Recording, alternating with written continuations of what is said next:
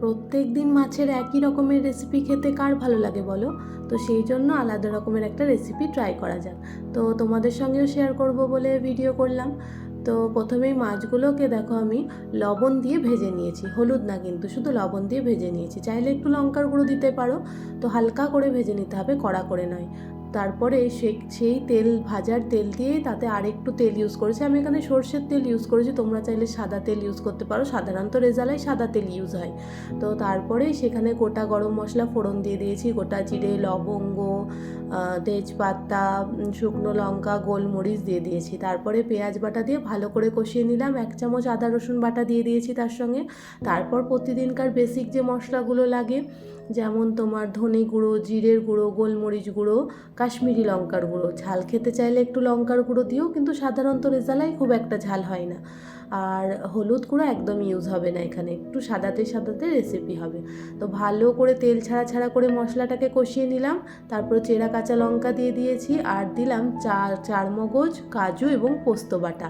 2 চামচ চার মগজ দেবে, 5-6টা কাজু, আর 2 চামচ মতো পোস্ত দেবে। ভালো করে মিহি করে পেস্ট করে নিয়ে সেটা দিয়ে দিলাম। তারপরে ভালো করে মশলাটাকে দেখো মিক্স করে নিচ্ছি, ভালো করে তেল ছাড়া পর্যন্ত কষিয়ে নিতে হবে। তার সঙ্গে গ্যাসটাকে কমিয়ে দিয়ে দিলাম ফ্যাটানো টক দই। দই তোমার ওই 2 থেকে 3 চামচ মতো দিলেই হবে। ভালো করে ফেটিয়ে নেবে, তারপরে দেবে। আর গ্যাসটা অবশ্যই কমিয়ে দিয়ে তারপরে দিও, তাহলে কিন্তু দইটা ফেটে যাবে। আর তারপরে দিয়ে দিলাম স্বাদ মতো লবণ আর কাসুরি মেথি। দেওয়ার পরে ভালো করে কষিয়ে নিলাম। মশলাগুলোকে ভালো করে কষাবে, তবেই কিন্তু রান্নার আসল টেস্ট বাড়বে।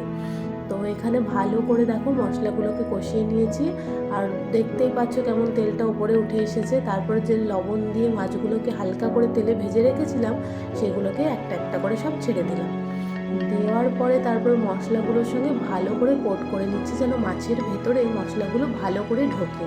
তো এখানে টকবক করে ফুটতে লেগেছে।